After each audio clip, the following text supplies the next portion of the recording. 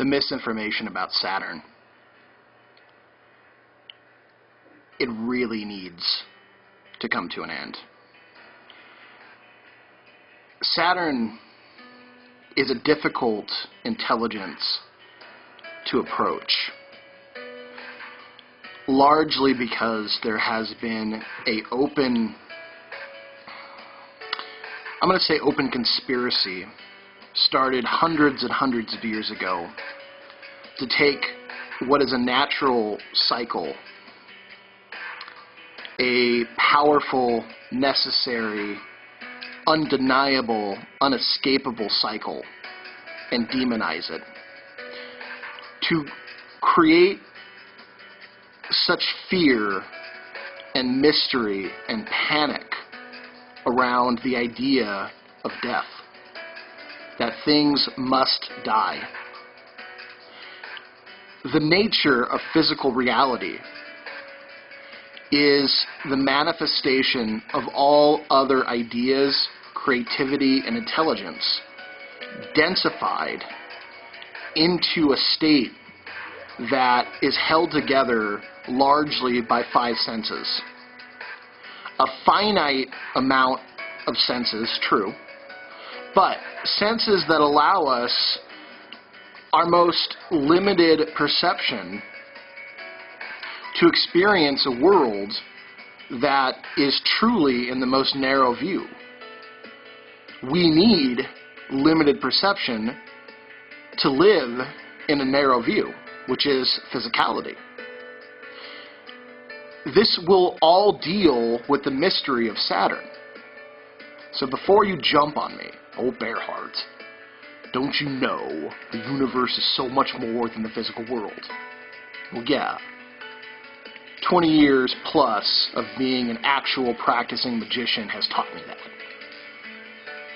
Being the sole inheritor of a powerful magical order has taught me that.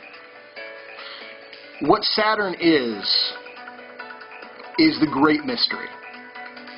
The great mystery of physicality. Saturn is your worst enemy, or Saturn is your best friend. Saturn restricts time and space.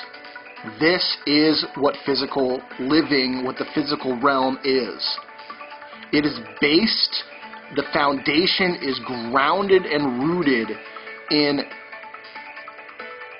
cycles and patterns that are ruled by time and space, and Saturn holds them both in his hands. He is the master of time and space. And because he is tasked with such an immense and such vital and such important role, there really is no circumventing time and space.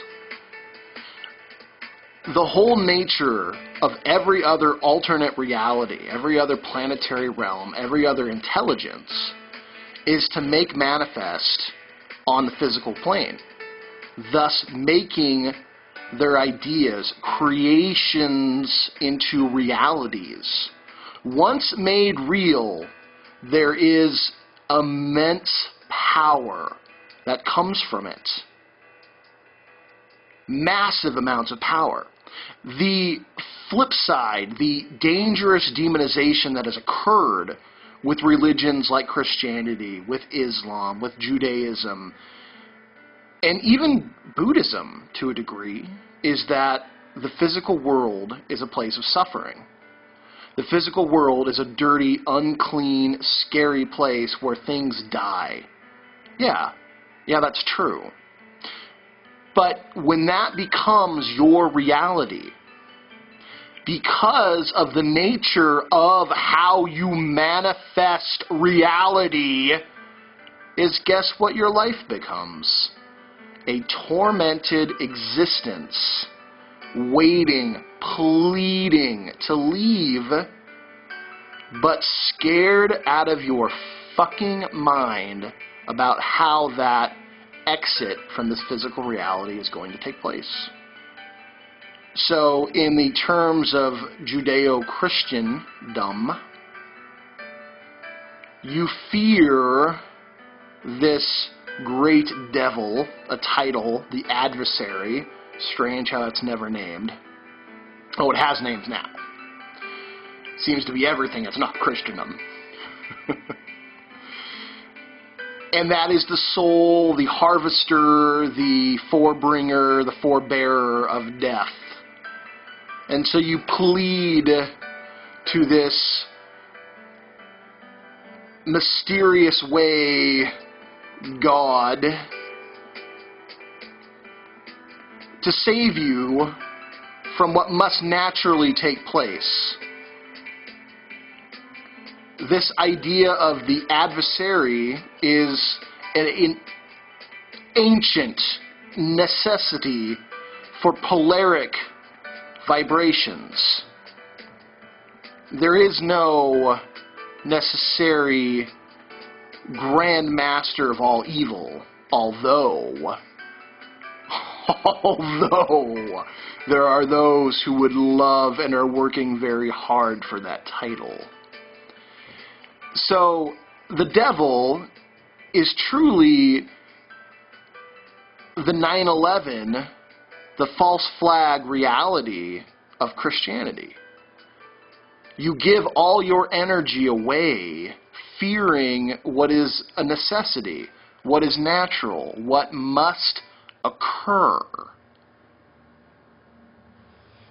to something that probably wears the mask of the devil anyways. Some of the highest level Freemasonry is that Jesus is Lucifer. Oh yeah, suck on that for a little bit. Should have a sour taste. But in a lot of ways, it's kind of true. They are flip sides of the same coin, and they lead you to the same place. We need now to really understand the nature of the mystery of Saturn. Saturn being tasked with something so important, he can't let something slip. Everything must be set.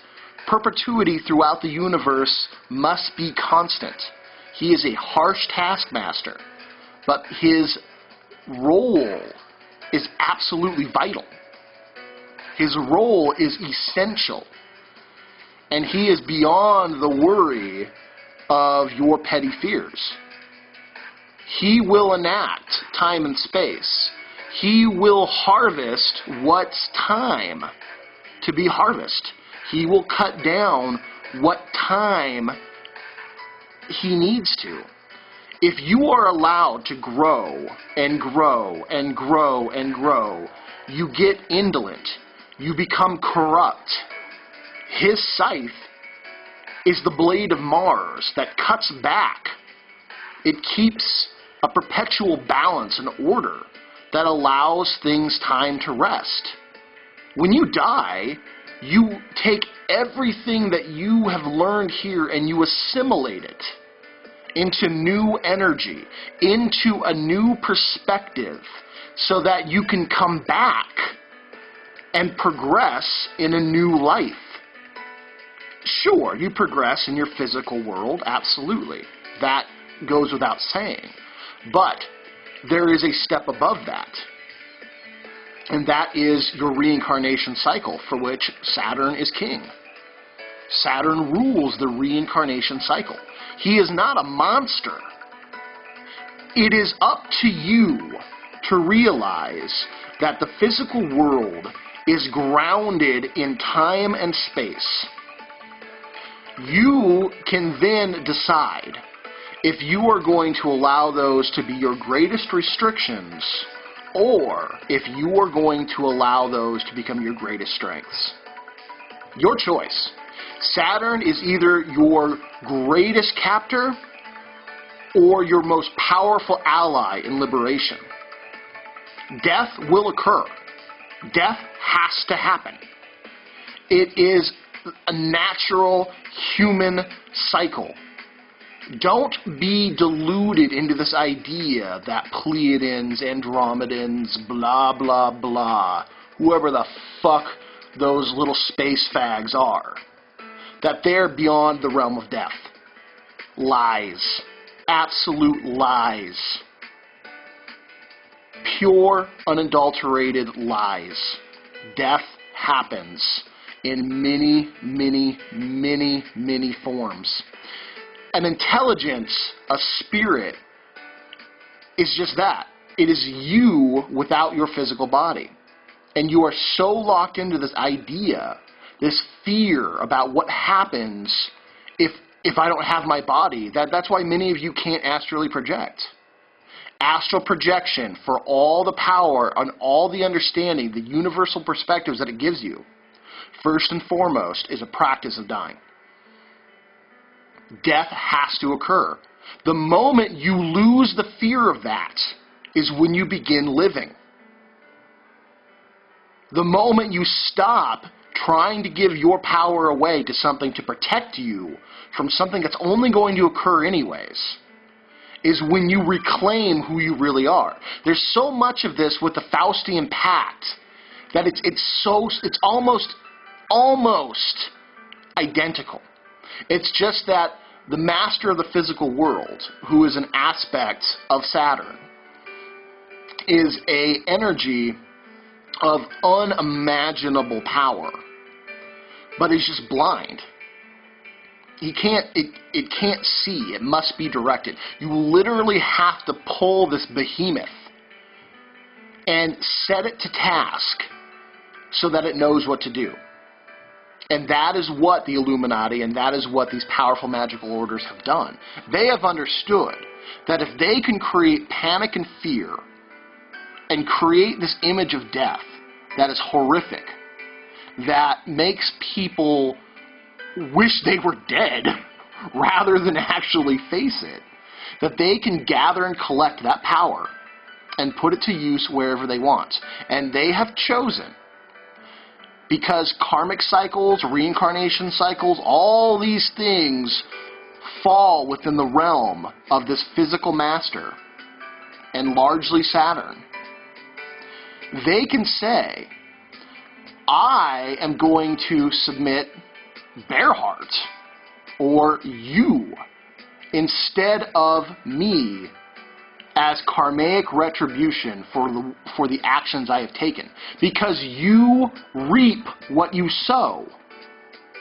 This is true. This is undeniable, but they are having you accept responsibility for what they have done. They have made you literal acceptors. They have deemed you responsible for their actions. They have allowed you to claim responsibility, but get none of the benefit. You will then, in turn, go work to supplicate what they have taken. The universe hates a vacuum. And these motherfuckers are taking so much. This vacuum, this space is enormous. And you will go and you will tinker and toil until their debt is paid off. You accept their debt. You accept the chains that they have created without knowing it. That is why the contract, this true, honest, magical contract, is null and void. But only if you understand that it's null and void. Only if you understand that you have not physically manifested any of the benefit, that you have not physically manifested any of this debt. You are not responsible for this. Therefore, you are out of the cycle. Therefore, you don't have to go to a forced astral labor camp. You think like FEMA isn't a direct physical manifestation of what already exists? astral first, then physical. Let me come back.